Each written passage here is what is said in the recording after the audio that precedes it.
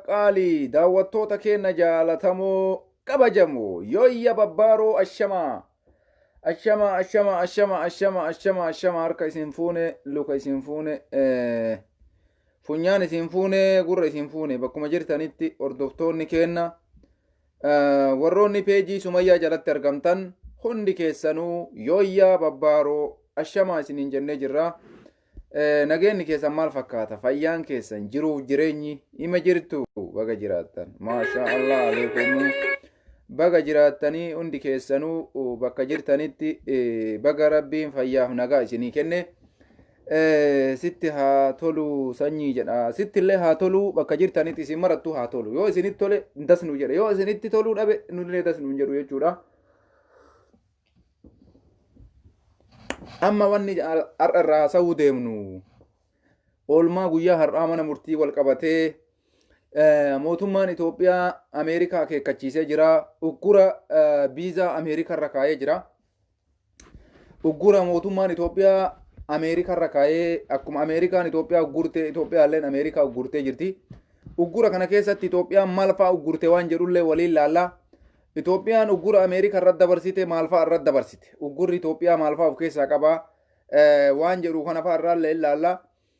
Kanaan wal qabsiisee wanti Abbo Shimallis Abdiisaa dubbatan kaleessa Faasil kilabii Faasil jedhamu taphattoota kilabii garee kilabii Faasil jedhamuuf akkuma isin argitan kan miliyoona 25 gumaachanii jiru.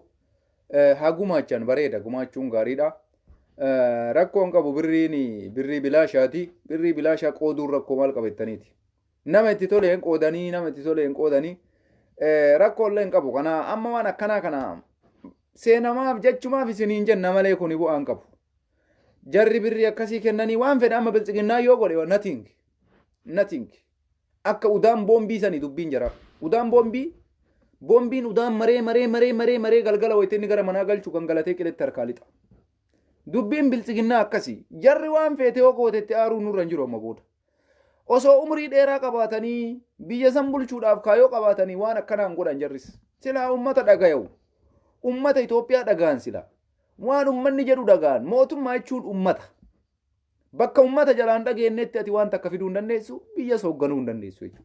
Silii galee kanaafi Shimallis bakka fedhetti birrii fedhe yoo gadi naqe rakkoo takkallee hin qabu. Birrii bilaashaati.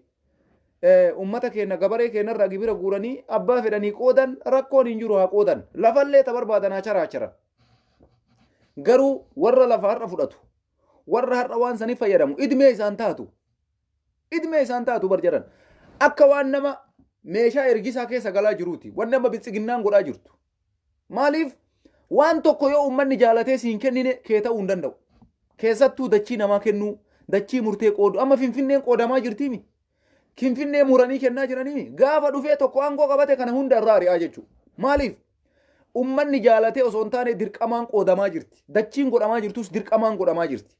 Kanaafuu waan akkanaa kanatti uf cinquun nurra hin jiraatu. Nuti ka uf cinquun nurra jiraatu akkam goonee biltsiginnaa kararraa qabnaadha wanni guddaan nurra jiru. Birrii naganaa baasanii mana achitti ijaaranii mana achitti tolchanii kuni wallaahi waan bu'aa hin qabneedha. Jaran hin dogoggorina. Yoo dhugaa sammuu qabaattan akkam goonee jara achii kaafnaa yaaduudha malee Finfinnee lafa akkasii kennan achii lafti sun citte galmi ebaluu achii ijaarame ebaluu achii lafa kennan birrii naganaa ebaluu kennamte kuni waan nuun fayyanne. Jarri fakkeessuudhaaf filannoo kanaaf amma akka isaaniititti maaliif akkana godhan beeytanii? Uummanni Amaaraa jaalatee filatuufi. Filannoo dhufaa jiru kana filannoon geggeeffamaaf hin geggeeffamuun beekaniimi. Garuu uummata Amaaraa bitataa jiran akka jaraatti qaruuteedha warri jarri. Qaruuteedha jechuun akka jaraatitti. Aganyoota shaager ka jedhan san silaayyuu harkattuu deeffatanii san akkuma fedhan godhaa jiran. San tilifoonuma ofiituu goote Shimallisii fi Abiyyiin akkuma barbaaddee ol bantee gaccufuu jammarteera. Aganyoota shaager ka jedhamu san. San itti taphattee jirti waan takka gowwoomsiteerti sun Amaara bakka hin bu'u. Aganyoota shaager ummata Amaaraa bakka hin bu'u. Abiyyii bakka bu'a. Shimallis kanaaf isa of jalaan deemee bakka maratti itti kolfaa beetu. Kanaafuyyuu wanti amma biltsiginnaan godhaa jirtu waa takkallee waan nama gaddisiisuu miti waan namatti illee dhagaamuu miti. Ani bifa sanii yaada. Kanaan wal qabasiisee Shimallis Abdiisaa waan jedhe dhageettanii kolfaan dhumee uummanni marti kolfaa jirtanii akkuma Facebook irratti argitan kana Shimallis Abdiisaa ani viizaan qabu jedhe Ameerikaan nan beektu ani Ameerikaan beeku jedhe way shime dhuguma dubbatteer dubbii dhugaa inuma dubbata bar Shimallis isa dhumaa irratti deebi'ee dhiifama gaafata malee waan dhugaa waluma san dubbata inni gaafa Finfinnee irratti bara 2018 Oromoon dhufee biyya san qabatu bakka itti cabdanii deebitanii injifattanii jirtan Oromoo baga bakka itti cabdanii deebitan jedhee dhugaa dubbate isa dhumaa irratti funyaanitti muka naqanii dhiifama gaafadhu jedhanii dhiifama gaafachiisan Shimallis Abdiisaa jechuudha Shimallis waan dubbatu san dhugama dubbata garuu hojiitti ni kumale amma Ameerikaa nan beeytu ani Ameerikaan beeku jechuun isaa dhugaadha eessa si beeyta Ameerikaan ati wayyaaneen kaleessa talaalaakii si gootee kaballaa si nayte calawu olii gassi ari'uu malee ganda keessa maalitti Ameerikaa quba qabdaa Ameerikaan akkasiin jirtu eessa beeyta sila dhugaa rabbii dubbate Shimallis an Ameerikaan nan beeytu anillee Ameerikaan beeku jedhe dhugaadha kana sirriidha wayita achi taa'ee dammaqaan mokonoon akkasii kolfusan yaakiin ajaa'ibee ana dammaqaan akkami akkasii kolfa yaakii laa ilaaha illallah ilkaan irraa caccabee dhabe yaakii dammaqa osoo kolfu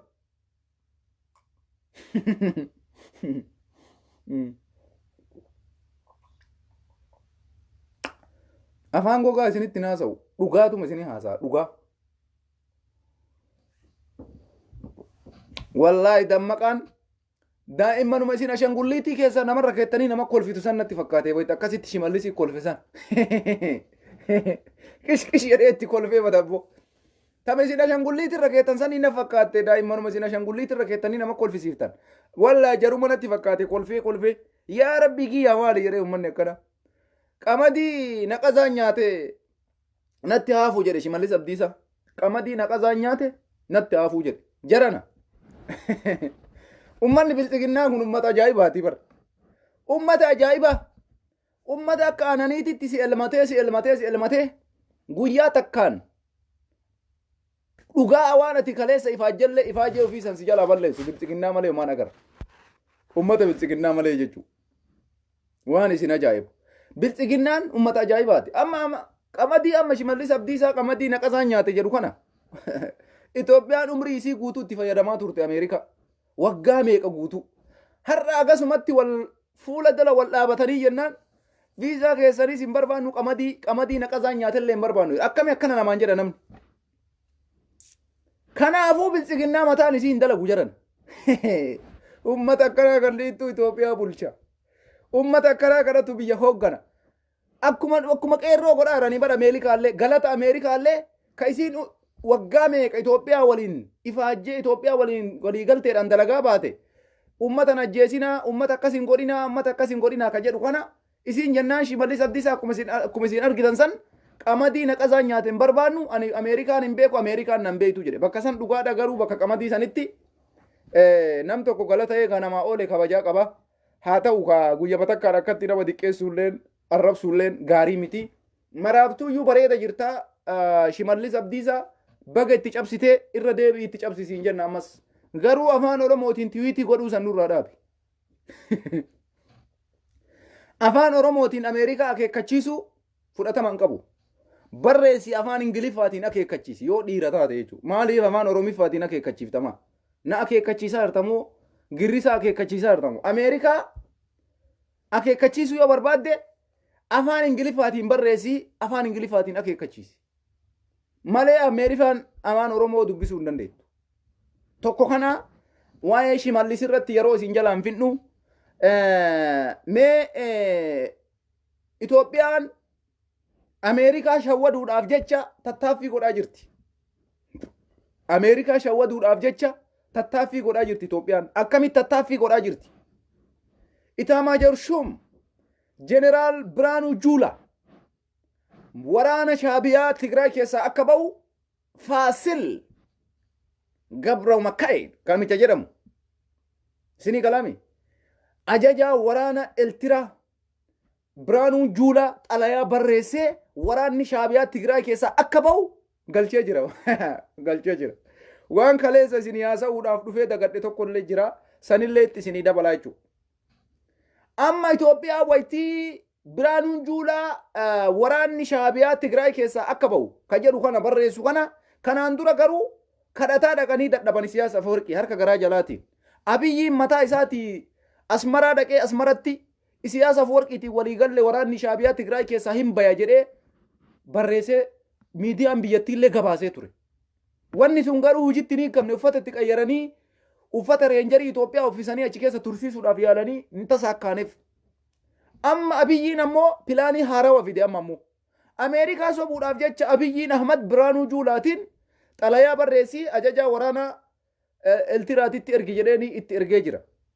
Wanni kun hagam dhugaa ta'a hagam soba ta'a san rabbitu beeka. Addaan bahuudhaaf deema. Garuu amma akka oduun nu qaqqabetti Biraanuun Juulaa ajajaa waraana Tigraay Eltiraatiif xalayaa barreessee jira. Xalayaan barraa'ee kuni kamaaliiti? Waraanni Shaabiyaa jechuudha Tigraay keessa akka bahu ka jedhu barreessee jira. Haga ammaatitti Eltiraan deebii takkallee hin kennine. Waan tokko waan asirratti isin himu jira. Lolli ganaa bifa haarawaan jalqabuu deemaa jira jaran. Qabadhaa dubbi. Lolli haaroofni jalqabuudhaaf deema. Sheer godhadhaa. Walii sheer godhadhaa. Isin fayyada. Waan ufii kiyyaa beeku isin biraan leen gahuun dirqama waan ta'eef isin biraan gahaa jira bar.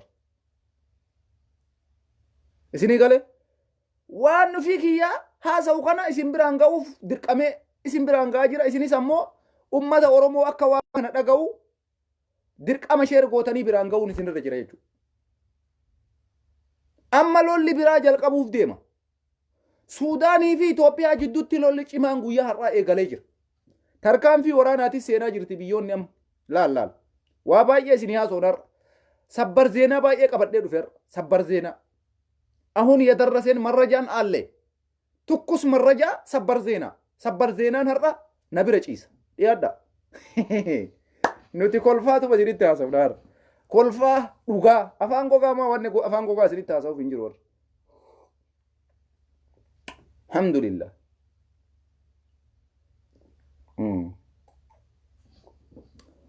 Isin wanni isinirraa eeggamu dhuftanii dhageeffachuun bilaasha dhageeffattan. Bilaashatti dhageeffattanii bilaashumatti galtan. Gurra isin haa buutu. Gurra isin haa buutu dubbiin. Waa dhageeffadhaa yoo gurra isin buute isin fayyaddi dubbiin. Sheer walii godhaa gurra isin haa buutu. Amma lolli haaroofni jammaraa jira. Lolli haaroofni amma kallattii meeqaan jammaruuf deema? Itoophiyaa fi Eltiraan bifa haarawaa wal loluudhaaf deemti. Nuti kaleessa isinitti himaa turre. Itoophiyaa fi Eltiraan homa fedhellee yoo taate fira ta'uu hin dandeessu. Rabbiin isin agarsiisa. Isinii galee? Rabbiin isin agarsiisa. Suudaanii fi Itoophiyaan lola waraana cimatti seenuudhaan guyyaa har'aa lola walirraa cinne guyyaa lama guutuu walitti dhukaasaa oolan. Tarkaanfii jajjaba deemaa jirra jechuudha. Kanaan wal qabsiisee mootummaan Masrii, Keeniyaa, Jibuutii biyyoota kanneen irra zooruudhaan waliigaltee godhaa jira. Kana katalagaa jiru maa inni Ameerikaadha. Itoophiyaa kallattii maraan akkana godhaa jira Allah. Nyam. Allaqe. Yoo ollaan keessirraa waan ittisin, yoo ollaan keessi waliin hin dhaabatin, Rabbiin ollaa jabeesse. Ollaa kee biratti nyaattee yoo dhuyde jedhe Rabbiin. Itti gaafatamta jedhe Rabbi. Itti gaafatamta. Ollaa kee biratti nyaattee yoo ollaan keessi bira qooqa bule itti gaafatamta jedhe Rabbi. Agartanii har'a Abiyyiin Ahmad Jibuutii Itoophiyaa tuffachuuf deemti. Isin biyya biraa itti dhiisaa jiran. Jibuutii Itoophiyaa tuffachuudhaaf deemti.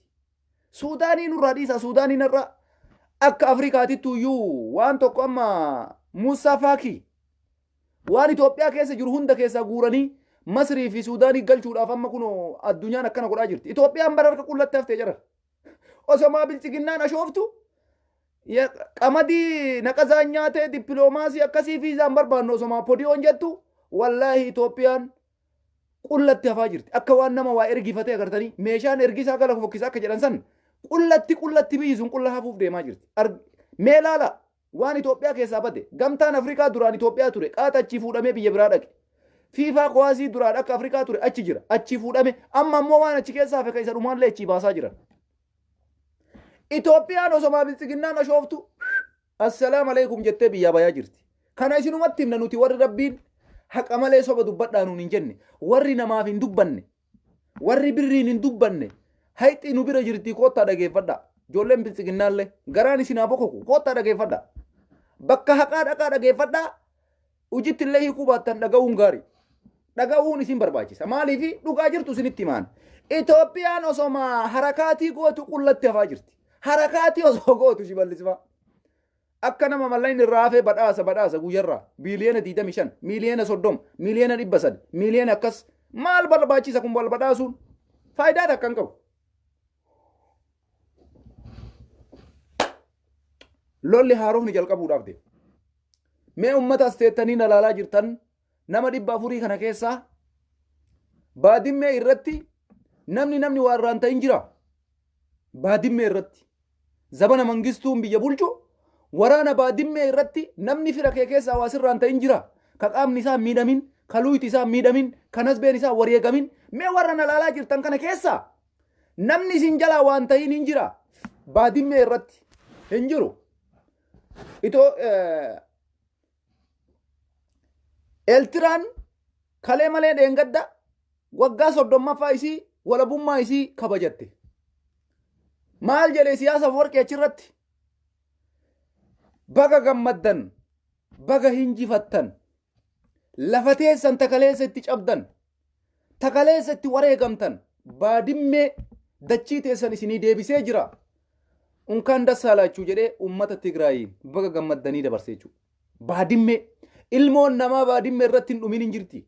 Ilmoo namaa meeqatu baadimmee irratti wareegame haaluma salphatti siyaasaaf warqii dhufee wayita baadimmee deeffatu kana mee laala uf laala poolisiin Itoophiyaa uf laala waraanni Itoophiyaa dhaabbadhu uf laala maqaa Itoophiyaatiin yoo dhaabattan yoo dhuguma raayyaa ittisa biyyaa taatan yoo dhuguma sarbama Itoophiyaatiif dhaabattan nama jala deemuu osoo hin taane dhaabbattanii uf laaluu isinirra jiraata. Amma ergaan keenya gara waraanaatti deebi'uudha qabama. Amma booda kallattiidhaan ergaan ka dabarsuu qabnu qaama hidhatee jiru biyya keessa raayyaa ittisa biyyaatiif kallattiidhaan amma booda ergaan keenya raayyaa ittisa biyyaatiif amma booda.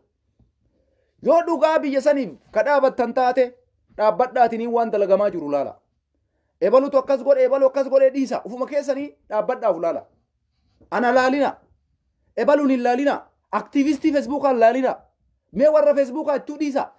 Nagariidhaan takbaariidhaan wanni lafarra dalagamaa jiru maali ka jedhu poolisiin Itoophiyaa raayyaan ittisa biyyaa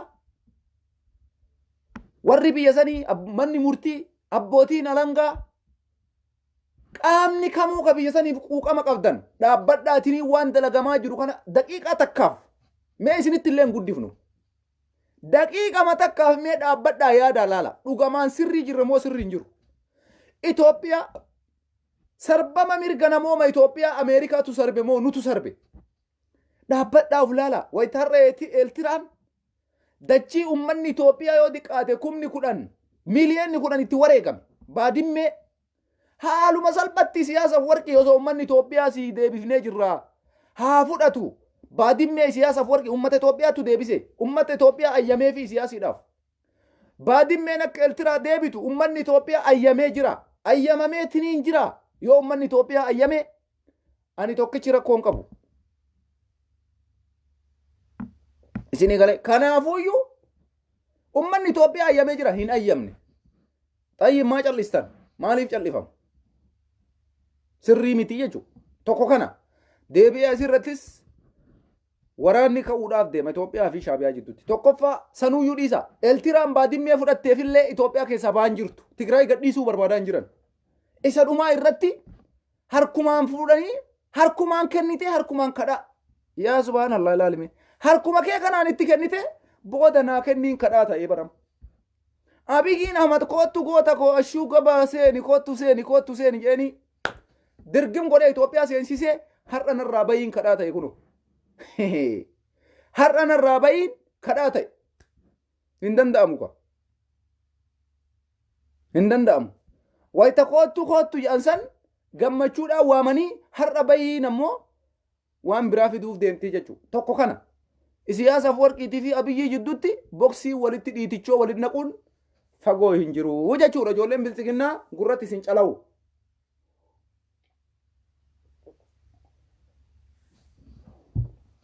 Gurratti isin calawu. Tokko kana. inni kun adda isinii galee kanaafi bilxiginnaan osoma harakaatii bootan nuti biyya alaa sodaachifne Ameerikaa akachiifne osoma isin fotoo Abiyyi mootummaa Ruusiyaa bira keettan osoma isin fotoo Abiyyi mootummaa Iraan bira keettan osoma isin fotoo Abiyyi mootummaa Kooriyaa bira keettan osoma isin fotoo Abiyyi mootummoota kanneen hunda bira keettan wanni akkasitti deemu takka illee hin jiru. Warri isin Abiyyi waliin fotoo keettan suni sarbama mirga ofii biyya ofii sarbee hin jiru. Waraana biyya biraa seensisee biyya ofii harka rukute hin jiru tokkollee. Iraanii yoo laalte, Turkii yoo laalte, Ruusiyaa yoo laalte biyyi takka seentee Ruusiyaa rukuttu takka hin jiru. Abadan. Abiyyi Ahmadarra waraanni Shaabiyaa Suudaaniin bardachii teenna fataafataa jirti akkana goote. Eessaa fuudhee Abiyyi jara san waliin keettan jiran. Hin yaaddanii ijoolleen bilchiginnaa xiqqoo mallee. Wayita waa fakkeessitan xiqqoo ilaala. Suudaaniin irra dachii Itoophiyaa fudhatte. Biyyoonni akka Chaayinaa dachii isii meetira takka dachii isii seentee biyyi tuutu takka hin jiru. Daaraa itti kaaftee ofirraa dhabamsiifti. Ruusiyaa yoo fudhatte dachii isii meetira takka biyyi qubaan tuutu hin jiru. Dhukkee itti kaafti. Sarbama biyya isii irratti jechuudha. Har'a Itoophiyaa laalime. Eeltiraan biyya keenya keessa jirti.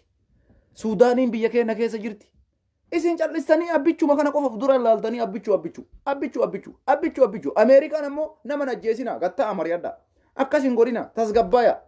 Kana ka Ameerikaan jettu. Isin ammoo wanni isin mul'atu tokko maali? Waa'ee Itoophiyaatiif hin yaaddan isin. Itoophiyaa fi miti barka isin ka iyyitan.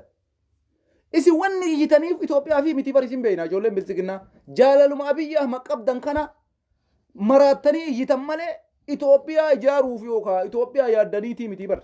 Hundi keessaa warri amma ka birriin dubbatu birriin dubbataami. Kuuwwan ammoo ijoolleen didiqqoon akka ta'ennaa warri feesbuuk irraa aktiivistiidha ofiin jettanii gadi baatanii galgalaa ganama iyyitan kuni jaalaluma Abiyyiitu isin iyyisiisa malee isin Abiyyiin sirrii jiraateeti illee miti. Itoophiyaalleen karaa sirriirra deemaa jiraattee illee miti. Ani isinii miti kana ajaa'ibu. Waraanni Itoophiyaa maa callisee laala. Manni murtii Itoophiyaa maa callisee laala. Mee paarlaamaan hin jiru haa jennu. Manni murtiis hin jiru haa jennu. Ta'ii poolisii illee hin jiru jennaare. Hinna dhibee barada. Poolisii illee hin jiru jennaare poolisii dhiba jira garuu baruufi. Mee manni murtii qawweeyyuu haa sodaatu. Hidhaa haa sodaatu. Ajjeecha haa sodaatu. Jawaarii mana hidhaa jiruu fi bar abbaan murtii tokko bar. Waan takka dabarsuu hin danda'aniir lubbuudhaaf. Manni murtii Itoophiyaatii fi hidhamtoonni siyaasaa tokko bar. Badhee jiraachuu isaanii ilaaltanii sodaa poolisii irraa ka'e murteen isaan dabarsan hojiirra ooluu didee bar. Mana murtii Itoophiyaa keessatti. Sadarkaa kanatti waraanni Itoophiyaa maal eeydan isin? Yeroo manni murtii har'a waan dabarsuu irratti waan godhuu irratti sodaa keessa galee waa dubbachuu dadhabetti osoo dhugaa argu dhugaa dubbachuu dadhabetti osoo harka argu haqa murteessuu dadhabee manni murtii biyya san keessa rakkachaa jiru kanatti poolisiin maal eegaa yume? Mee waraanni maal eeydan? Mirga biyya tokkoo ka eegu waraana. Gaafa jalqabaa harka keessaan lafa keettanii alaabaa Itoophiyaa qabattanii kakattan. Itoophiyaa irraa rakkoo ittisuudhaaf, Itoophiyaa irraa xilaata eeguudhaaf, mirgi Itoophiyaa akkan sarbamne waadaa seentanii leenjii fudhattanii biyya saniif galgalaa ganama dalagaa jirtan. Xayyib Itoophiyaan har'a akkam jirti mee waraanni Itoophiyaa? Waan kana waraanni Itoophiyaa dhaabatee ulaaluu irra jira. Nama tokkoof jecha biyya san balleessuun hin ta'uu barjaran. Abiyyiin amma yoo karaa sirrii jiraate karaa sirrii jirta jedhanii waliin dhaabachuu rakkoon qabu. Abiyyi ati haarawaa waan ati taateef Itoophiyaa jiga malee ati hin jiiduu. Ati hin moofne. Ati reefuu kaartoonii keessa si baasaa jirra qulqulluudhaati haarawaa. Ati haarawaa kaartoonii si baafne akkanumas si qabanneetu waan Itoophiyaan lixxu ati aizoo abshiir jedheetuma namni yoo akkasumas deeme jarana garam deemaa jirtan. Dhaabbadhaa of laala. Abiyyitu dursaa fi biyyatu dursaa adda baasuun dirqama. Waraanaaf ergaa dabarsaa jira. Amma waa'ee maaltu amma sadarkaa kanaan nu ga'e beeytanii? Manni murtii poolisii sodaatee hidhaa sodaatee cim jedhe arraba ofii sukkaamate afaan cuqqaalate. Wayita inni mana murtiitii nama tokko bilisa hidhee gadi dhiisu poolisiin karratti gurra qabee nama san hidhat darba. Magaalaa barbaade geessee bifa jijjiiree fi mana hidhaa jijjiiree fi bakka birii hidha. Mee kana haa jennu. Xayyib mee har'a Itoophiyaan sadarkaa kanatti wayita isiin gadi buutu. Itoophiyaatti dam angatachiin qorxaan inji Itoophiyaatti farsiimu wayita jedhu. Dhugumaan karaa sanirra jiraare. Karaa sanirra eega jiraate sila Abiyyiin Ahmad mana murtii kabajuu irra jira. Osoo akka jedhu san Abiyyiin Ahmad dhuguma aangoodhaaf ololuu baatee Itoophiyaadhaaf olole. Morma kiyyatti murama malee Itoophiyaan hin diigamtu osoo lubbuudhaan jiru jedhe. Kanas deebisee ammoo تلالكي منجي سيف الطريم توبيا وستيجي إندي تاقالي كوني اللي كجيبا هكا اللبود أنجرو جاتشو دندا هكا اللبود أنجرو موتمان نما إرقام توبيا كيسات نجرو جاتشو دندا garuu Itoophiyaa keessatti jechuun isaa sirrii miti. Abiyyiin har'a jira bor hin jiru. Waan har'a ofii isaati dalagaa jiru dubbachuudha qaba malee waan kana isa booda dhufuu irraa haasa'uun dirqamaa miti jechuudha.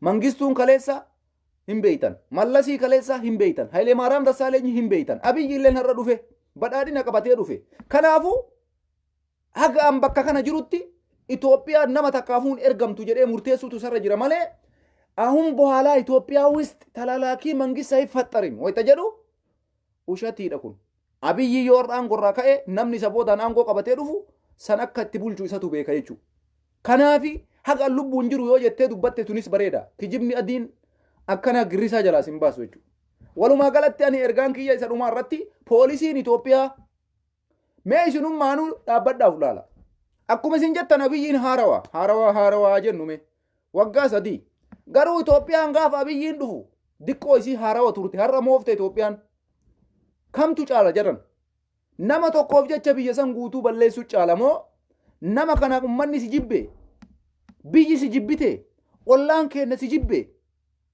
biyyoonni ollaa akka Suudaanii si jibbe akka Keeniyaa si jibbe akka Masirii si jibbe Ameerikaan si jibbite Awurooppaan si jibbite Girrisaan si jibbite Diyaaspooraan si jibbe baqattoonni biyya Arabaa si jibbe falli jiru maali jettanii tiniin gatteettanii mari'attammoo ati haara waareefuma kaartoonii keessaa si baafne ishigii jirta haqati mooftutti biyyi jiidee dhiistee nuti waan kana takka hin jennu jettanii dunuunfattanii itti deemuu wayya dhaabbadhaaf laala poolisiin Itoophiyaa dhaabbadhaaf laala amma taraan teessani amma taraan teessan manni murtii yaale dadhabe nutillee waan dandeenyu hunda goodee akka dandeenye sin gorsine dhagaan jirtan amma ofuma keessanii poolisiin Itoophiyaa gadi ta'a mari'adha lolallee yoo qabantan taate awwala isin tudumaa bar lollumaallee yoo ka jalqabu taate jalqaba ka waleegama kafalee lubbuun isaa wareegamtu poolisii Itoophiyaati bar garuu maal irratti wareegamuudhaaf deemtan poolisiin Itoophiyaa meerra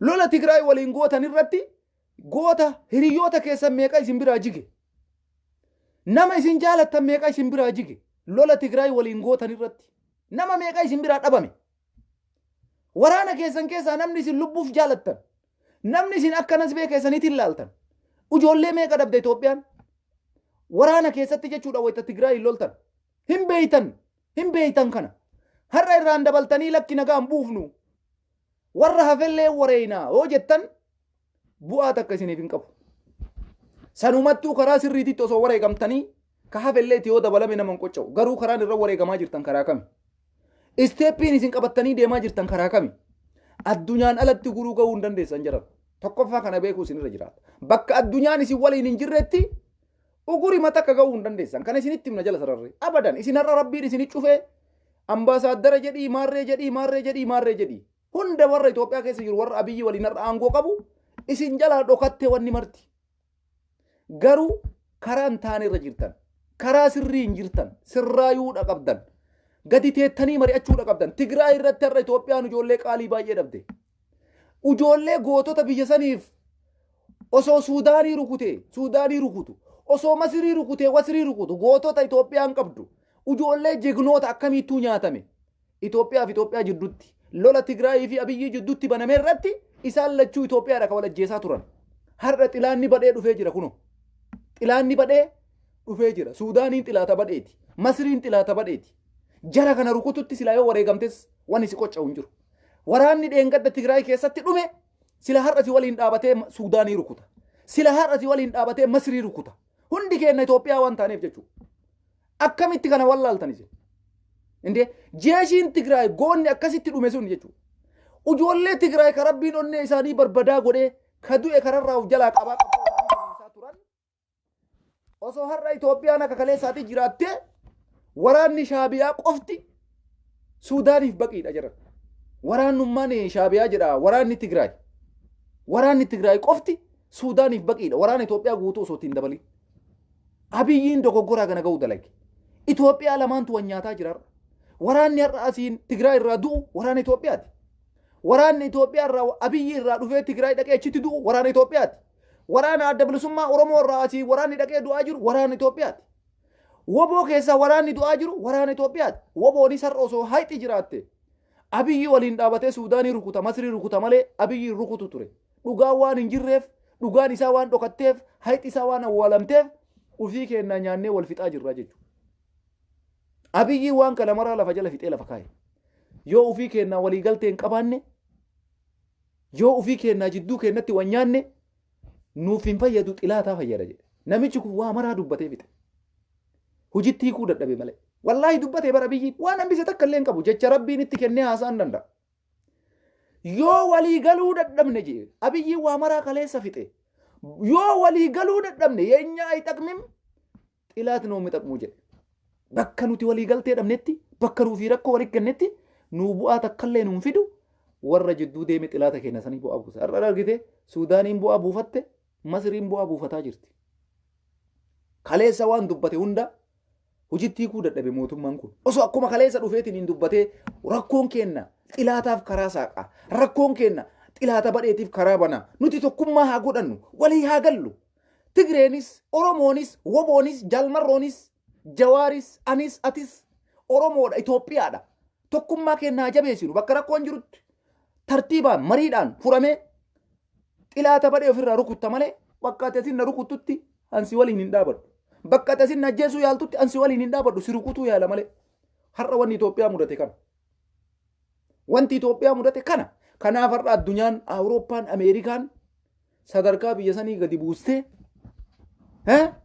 sadarkaa biyya sanii gadi buustee akka biyya takkaa osoo hin taane akka baalee qofatti ilaalamaa jirti Itoophiyaan. Ganda takka godina tokko kutaa takka akkasitti gadi buute Itoophiyaan. Jarri ammoo inuma ashoofan. Qamadii naqazaan nyaate hin barbaannu. Viizaan naa kennamus baatu an viizaa quban qabu. Ashoofaa isin. Ashoofaa callisaa. Akkanumatti makolfa. Ilkaan namni qabu inuma kolfa jara. Ilkaan yoo sirra jiraate dirqama kolfita. Kuni ammoo dogoggora guddaadha. Kanaafuyyuu dubbii jabdutu as deemaa jira.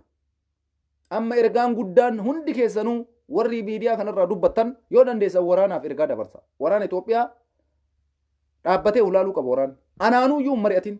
Jecha nama takkaallee hin dhagayin. Ufuma isaaniitii waan dalagamaa jiru gatta'anii ilaaluu qaban. Daqiiqa 5. Daqiiqa 5 qofa itti yaadamee waraanni Itoophiyaa. Daqiiqa 5. Wallaahi dhugaa isinitti mala. Masrii fi Suudaanii waliin lolli yoo ka jalqabu taate waraana nuti har'a kadhannu kana jalqaba Aba'aan Mansuuraa ta'a. Jalqaba isini ka bombiin irra darbamu ka rookeettiin irra darbamu matfiin ka irra darbamu isini yaa poolisii Itoophiyaa. Isintu miidhamuudhaaf deema. Ummanni eega isin dhumtanii geessitan isa dhumaa irratti giddiidhaan qotee bulaa dargaggeessa gurra qabdanii leenjisuu unuma dandeessan. Garuu awwala isintu wareegama. Osoo qaamni leenji'ee lafa jiru kun ittiin deemu jechuudha. Kanaaf poolisiin Itoophiyaa nasbema keessaniif illee yaada. Ijoollee baay'eetu simbiraa dhume lola Tigraayitti. Har'a Suudaanii walitti deemaa jirtan. Masriin isinit dhufaarti. San qofaayyuu miti. Waraanuma Eltiraa kanaan isa dhumaa irratti walitti garagaltanii wanyaachuuf teessan. Kun haqa lafa kanarra jiru. Haqa lafa kanarra jiru. Waa'een Itoophiyaa si jibbisiisa. Yoo dhugaa isaa gadi buutee siyaasa keessaa baatee garam deemaa jirra jettee sammuu tasgabbaayaa tokko bifa nama siyaasaan siyaasarraa bilisa ta'ee tokkotti wallaahi akkanumatti jettee yoo xiinxallite garam deemaa jirti biyyi sun wanni jedhu sitti dhagaa. Ebaluun dhiisime dhugama biyya sanii lafa kaa'ime akka itti biyyi sun deemaa jirtu. Dogoggora guddaa dalagamaa jira jechuudha. Dogoggora seenaa jalaan ba'uu hin dandeenye. Kana mee asumatti biraa ta'u amma immoo waan tokko waan ajaa'ibe keessaa ummanni Tigraay kuni gootummaadhaan ummata Oromootitti aanee lammaffaa. Oromoon goota. Saba keessaa sabni akka Oromoo goonni hin jiru. Itti aansee ummata Tigraay kuni goota. Maaliif beeytu? Mee waan ajaa'ibaa isinitti himaa Munfariyaa Kaamil jechuudha. Munfariyaa Kaamilii miti Keeriyaa Ibraahim. Keeriyaa Ibraahim Abiyyiin Ahmad mana hidhaatii bilisa hidhee gadi dhiiseet junta irratti ragii jedhanii Sabahat Naggaatii fi warroota isa waliin mana hidhaa jiru irratti raysiisuudhaaf waa afaanitti diddibanii nyaachisanii obaasanii tottolchaniit si dhiifnee jirraa waa akkasitti na jamnuu ragamanuu bayii jara kaan bakka jiru nutti himii jedhanii ni gaafatan. Intaloon maal goote mana hidhaa na keessaa na hidhaa qaallittii na fidaa na hidhaa awwanni isinitti mutakka illee hin jiru. Laalamee jiran osoo dubartoota ta'e na gudeeddan osoo namni kiyya dhumu osoo namni kiyya beelaan wareegamu ani wanni nama takkatti illee ragu hin jiru jettee diddee amma bifa haarawaan maal godhan kissii itti banan. Bada biltsiginnaa dalagaa biltsiginnaa rabbi irraan jaalatu walla. Mee laalaa hojii jaraa gartanii namatti nuuragii ebalurran nuuragii jettee si kadhatti yoo ati rarraguu didde maasi gooti beektaa kissii sirrabbanti bifa haarawaan. Intaloo san bilisa jedhanii ufuma isaaniitti itti dhiisan bilisa jedhanii bara har'a bifa haarawaan kissiin irratti banan. Maal isiin jennaan mana murtii dhaabattee abboo gootittiin Tigraay keessaa dhalatte ani abadan osoo ummanni kiyya gudeedamu osoo ummanni kiyya ajjeefamu sabahaati irratti ragu bakka jarri sun jiranis ni mujette. Yaa salaam aleekum. Yaa kii Oromoo isin maa akkanan taane? Maaliif akkanan taane? Shimallis ati maa akkanan taane? Addisuu Araggaa maa akkanan taane ati? Taayyee Danda'aa maa akkanan taane ati? Maaliif Oromoo jecha waan akkanaan goone intalli tunarra odoo isin tushaa mormadhaattanii ol fannistanii saba isiitiif jecha wareegama kafalaa jirti ummata Tigraay. Barumsa guddaa Oromoo barumsa guddaa yaa subhanallah yaa jarana mee xiinxallaa saba Tigraay kana mee ilaala. Saba Tigraay kana mee ilaala. Intaloon tun har'a Abiyyiin Ahmad osoo isiin barbaadde bakka isiin barbaadde kaayaa jira aangoo hidharraa bilisa jedhee gadi dhiise saba haati irratti raysiisuudhaaf qopheeffate. Abaddan morma muraadha malee hirragu yoo barbaadde qilinxoo yoo barbaadde lubbuuti jala baaseette.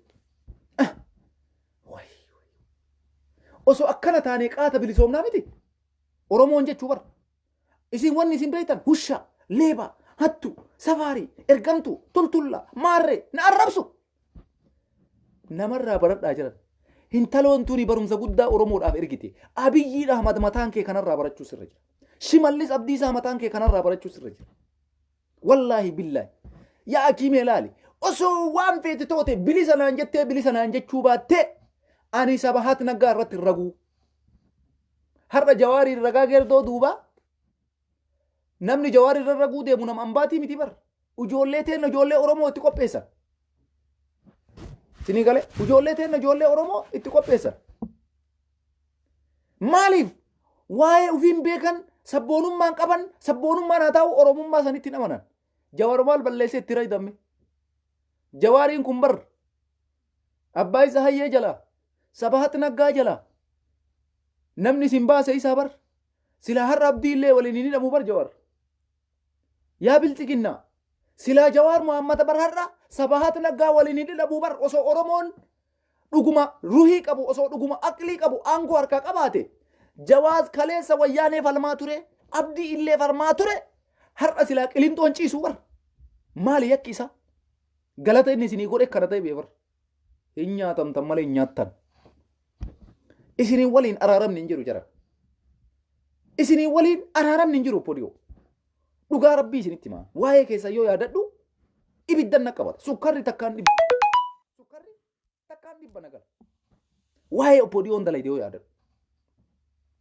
Jawaarii kaleessa abbaa Isaayyee Geetaachoo Raddaa Mallas Hayilee Maariyaam Dassaaleeny dhukkee itti kaasee abdii illee uummata keenya daangaa Sumaalee irratti Harariin daangaa kanarra fixaa ture dhukkee itti kaase har'a yeroo Jawaar jara san waliin hidhamu kana argurra maal goona dirqaman nu godhe nama silaa safara sanin ga'uu miidhamuu dhiisi safaruma sanin kenna maaliif hin hidhaminaasi warri kaleessa abdii illee waliin hojjetaa turtan warri kaleessa Hayilee Maariyaam Dassaaleeny waliin hojjetaa turtan warri kaleessa Mallasii waliin hojjetaa turtan nama qulqulluu kaleessa falmaa ture har'a mana hidhaa keettanii aangoo isaatiin hojiitti dhuftanii wayitaarra munfariyaa Keeriyaa Ibraahim mana murtii dhaabattee guyyaa kaleessaa isiin jecha san dubbatte wallahi an Oromoo ma yaadadhe.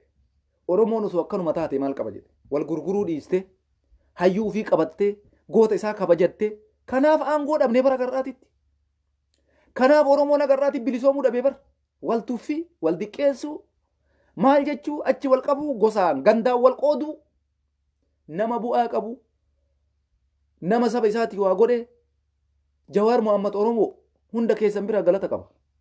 hidhamuu miti silaa hidhaa Jawaariif har'a ijoolleen bilisiginnaa silaa duula bantanii Jawaar hidhaan hin malle Jawaar hidhamuun hin malle jettanii silaa irratti dubbachuudha qabdan. Ijoolleen maan bilisiginnaa jechuu bara hundi keessa wallaahi laziim osoo nama dhugaa namaa beeku taatan Jawaar hidhaan hin malle hin jiran.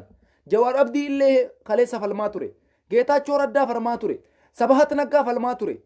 Wayyaanee falmaa ture. Abiyyi Ahmad Jawaarii wayyaanee waliin hin hidhin. Abiyyi Ahmad Jawaariin Abdii illee waliin isin mana hidhaa keessanii maal jettan? Jawaar Abdii illee waliin kolfaa jira. Abdii illee wajji ciisaa jira. Maal balleessee wajji ciisa? Maali yakkisaa jira? Rabbiin isin hin milkeessu waan isin hin jennuuf kanaaf jechuudha.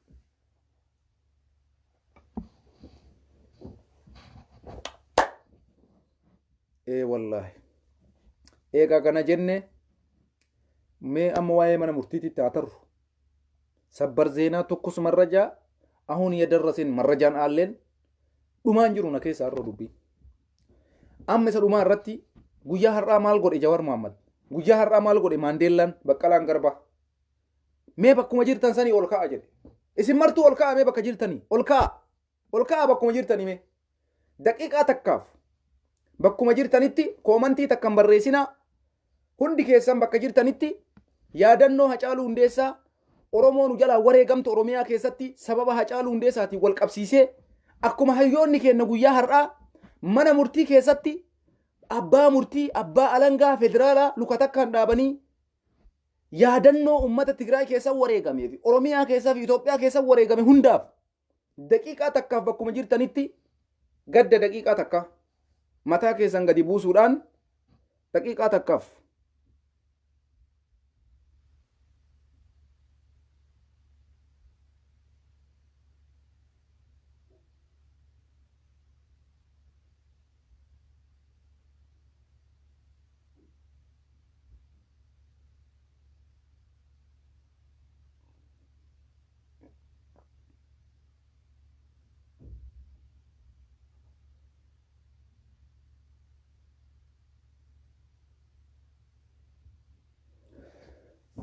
Okay, galatoma daqiiqaan dhumattee jirti.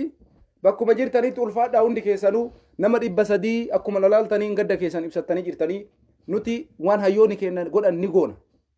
Waan hayyoonni keenya godhan ni goona gadda isaan dhaabatanii dhaabanna. Isaan mana hidhaa keessa dhaabatanii mana hidhaa keessatti uummata Itoophiyaatiif gadda dhaabatan. Uummata Tigraay keessa wareegamaa jiruuf gadda dhaabatan. Uummata Oromiyaa keessatti dhume hayyuu keenya acee irra dabalatee hunda isaaniitiif gadda dhaabatan.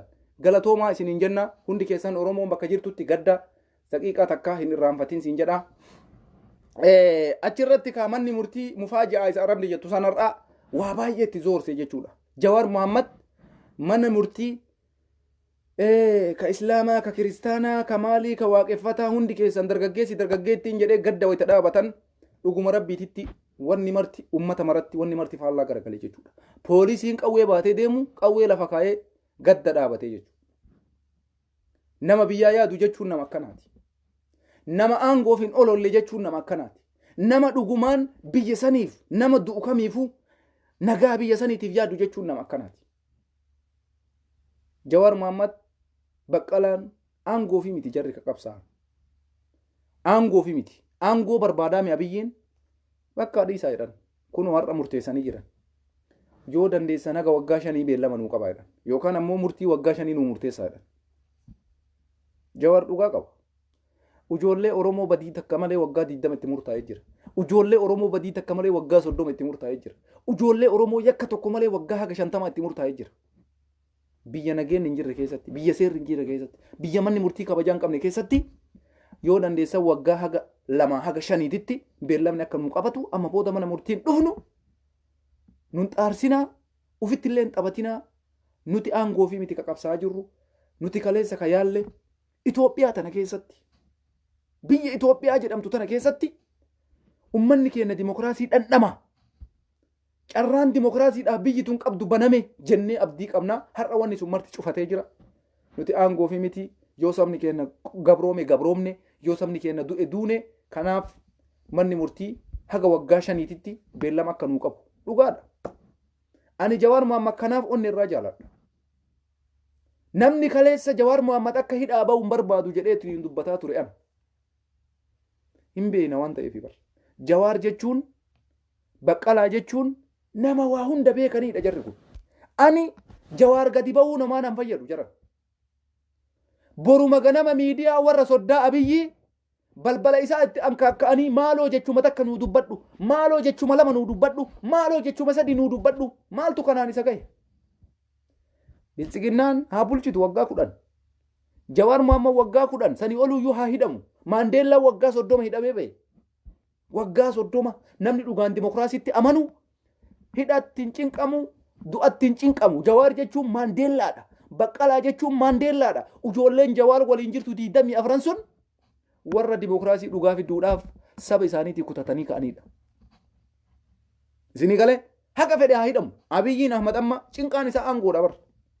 Biyya jijjiiruu Itoophiyaa jijjiiruu miti. Kunoo waggaa 5 achi kaayaa Jawaariin yoo dandeettan Itoophiyaa tasgabbeessaa bulchaa. Bulchaa Itoophiyaa akkuma jettan san badhaadhina fidaa isin laallaa iyyuu hin ta'u. An ijjannoon kiyya 100% Jawaar waliin jira, Baqqalaa waliin jira.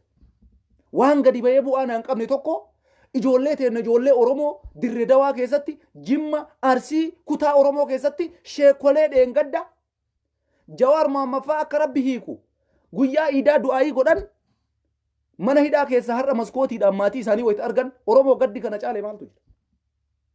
Gaddi kana caale maaltu? Kanarratti Jawaar hidhaa bahi jettaniisin? Kanarratti Jawaar haa hiikamu jettaniisin? No, jarana hin qalladina. Jawaar qalditti hin jiru. Kaleessallee qaldiif hin qabsoofne, kaleessallee osoo qalditti jiraate wayyaaneen hinjifatu ture Jawaar. Osoo qalditti jiraate wayyaanee hin hinjifatu ture Jawaar Mohaammed. Har'as taanaan qalditti hin jiru. Aangoollee hin barbaadu. Biyyi sun yoo jijjiiramtee dimokiraasiin dhufe ummata hundatu qixa ta'a. Namni hidhamu hin jiru seeraan ala. Har'a warri waggaa 30 itti murteessan kuni yakka takka hin qabanii bar jiran. Waan biltsiginnaa mormanii fi bara. Har'a maatii meeqa guuramee hidhama abbaaf ilmi. Kanaafi ejjennoon isaanii ejjennoo sirriidha. Biltsiginnaa tana ittumaayyuu dhiisame. Haga rabbiin laafiseef wallaahi ani illee gara kiyyaa. Waggaa 5 waggaa 6 Jawaar fa'aa jedhan san dhibbatti hin deeggara. Mee Abiyyi Immaan Ahmad jedhe kun. Akkuma amma deemaa jiran kanatti mee badhaadhinni jedhan sun haa dhufuuyyuu. Mee jiran ima laallaayyuu bara. Ajaa'ibu bara. Yoo akka amma jarri deeman kanatti Suudaanii waliigaltee malee, Masrii waliigaltee malee, ummata biyya san keessa jiru waliigaltee malee, biyyoota addunyaatiin waliigaltee malee badhaadhinni ka dhufu taate taarikumaayyuu. Taarikumaayyuu hin ta'u. Inuma laallaa jechuu Itoophiyaa isin ijaaruu deemtan. Kanaaf ana baay'ee natti tolee jira. Takkaa ittiin saalfannee hin beeknu. Jawaar Baqqalaa, Profeesar Mararaa Guddinaa, Jaaldaa'uu Ibsaa, ijoollee teenya ta bosona jirtu, wallaahi takkaa ittiin saalfannee hin beeknu. Keessattuuyyuu Jaalmarroon fa'aa amma leenjii jara kanaati. Dhaloota amma dhufee ibidda qabsiisee injifannoo goolabuudhaaf deemaa jiru. Waraanni adda bilisummaa Oromoo jechuudha. Garuu Jawaar Baqqalaa, Profeesar Mararaa Guddinaa, Jaaldaa'uu Ibsaa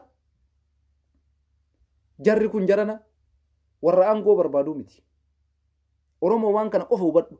Warra aangoo barbaaduu miti. Itoophiyaan ummanni Oromoo yoo bilisa argate dhumate. Wayita Profeesar Mararaa Abiyyiin Ahmad kootu filannoo irratti hirmaadhu jedhuun hirmaachuu hin danda'a bar. Jawaar illee hidhatti dhiisee, Baqqalaa illee hidhatti dhiisee hirmaachuu hin danda'a. Garuu maal isaa godha Profeesar Mararaa filannoo irra yoo hirmaate? Nothing. Hiika takka hin qabu jechuudha. Kanaaf yaa jarana nuti ka barbaannu badhaadhinni jedhan sun dhufuudha. Duuti dhaabbachuudha. Manni murtii jiraachuudha. Nasbeen nama biyya san keessatti nagaa namni bahee galuu danda'uudha. Yoo kana Abiyyiin Ahmad fiduu danda'e rakkoo hin qabu. Jawaaris Baqqalaanis nutis takka Jawaariin mootummaa godhuufi mikaleessallee. Hacaaluu maa ajjeefte, Oromoo maa hiita, dachii Oromoo maa saamtaaf Abiyyii dura dhaabanne. Kanarraa inni jijjiiramee badhaadhina jedhu san yoo fide inuma laalla walumaan akkanatti jenne. Kanaaf badhaadhinni ammoo akkatti hin dhufu. Addunyaa waliin dhufa badhaadhinni. Ollaa kee waliin dhufa badhaadhinni. Biyya kee waliin dhufa badhaadhinni. Ummata biyya keetii waliin dhufa badhaadhinni. Dirqama Abiyyi. Itoophiyaan hundi akkas jechuun qabdu. Badhaadhinni dhufuudhaafu wal illikiidhaan yoo hojjetan dhufa badhaadhinni. Paartii kam keessaayyuu wal dorgomtee misooma hancaaluu qaba. Akkanatti hancaaluu qaba itti akkasii dorgomtee badhaadhinni dhufa malee kophaa hoba biltsiginnaan jettu qofa qabattanii ampuulima qofa qabattanii karaa deemtan maratti makiinaa keessan keessatti wayita suuqii dhayitu ampuulii kiisii kaattee ka deemtu ta'e kan qabu. Hidhaa sodaaf jecha jechuudha. Qawwee sodaaf jecha jechuudha. Kanaafi hayyoota keenya warra mana hidhaa jiran ulfaadhaa jedhaanii hundi keessan Oromoon sababa jaraa mataa ol qabannee deemaa jirra. Sababa jaraatii fi sababa ijoollee bosona jirtu Oromoon har'a akka Oromoo tokkotti mataa ol qabannee socho'aa jirra. Galanni woboon badin galanni qabsaa'ota Oromoo mana hidhaa keessa ta'anii Oromoo bilisoomsuudhaaf wareegama qaalii kafalaa jiranii hin badin jechuudha. Kanaaf galatoomaa ulfaadhaa ajandaan kennarraa osoma gabaabaa fakkaatu isinit dheerate Facebook kiyya tokkollee yoo kalaaltan taate Facebook sun anaa miti laayivii ka dabarsaa jiru Facebook Ahmad Kadir jedhu. Facebook kiyya ugguramaadha jiran. Facebook kiyya baatii 3 qulqulluu ugguramaadha. Ani Facebook laayivii dabarsuu hin danda'u viidiyoo kiyya tokko ka gadhiifamu anaa miti ka gadhiisu isiniin jechuu barbaadeeti. Yoo tosa Facebook sanillee waan hin taane barreeffame Ahmaddu barreessettaniitiin achumaan hubadhaa isiniin jechuu barbaadeeti. Ani Facebook kiyya ugguramaadha baatii 3 adabbii baatii 3 qaba. Gana baatii 3 booda laayivii dabarsuu hin danda'u. Hatta waa poostii godhuu sheerii godhuu hin danda'u Facebook kiyyaanan. Kanaaf Facebook kiyyaan laayivii kan dabarsu viidiyoo kiyya Facebook kiyyarra gadhiifamu suni Facebook sun kiyyaa miti. Kanaaf achumaan hubattanii barbaadeeti. Galatooma laayivii wayii argee ture guyyaa kana namni wayii Facebook maqaa kiyyaan an Facebook haakii godhanii itti fayyadamaa jiranii hin beeku. Garuu na biraa Facebook uggura baatii 3 qaba. Seeraan na ugguree warra Facebook achi Facebook maqaa kiyyaan profaayilii kiyyarra kaatanii laayivii arge guyyaa kana laayivii arge sun anaa miti isiniin jechuu barbaadeeti. Facebook kiyya ugguramaadha. Ganuma galatooma ulfaadhaa rabbiin nagaa haa buusu nuti ka barbaannu nagayaa nageenni waa maraafuyyuu fassaanyiidha. Ana peejii kanaan na hordofaa peejii Sumayyaa jedhu kana qofaan waan danda'e ergaa isinii dabarsaa. Facebook kan qabu Facebook kiyya ammatti ugguramaadha. Hattan barreeffama takka barreessee poostii godhuu hin danda'u. Nama jalaa waa sheer godhuu hin danda'u. Kana isiniin jechuu barbaadeeti galatooma. Rabbi nu haa milkeessu dhugaan haa mo'attu injifannoon uummata Oromooti.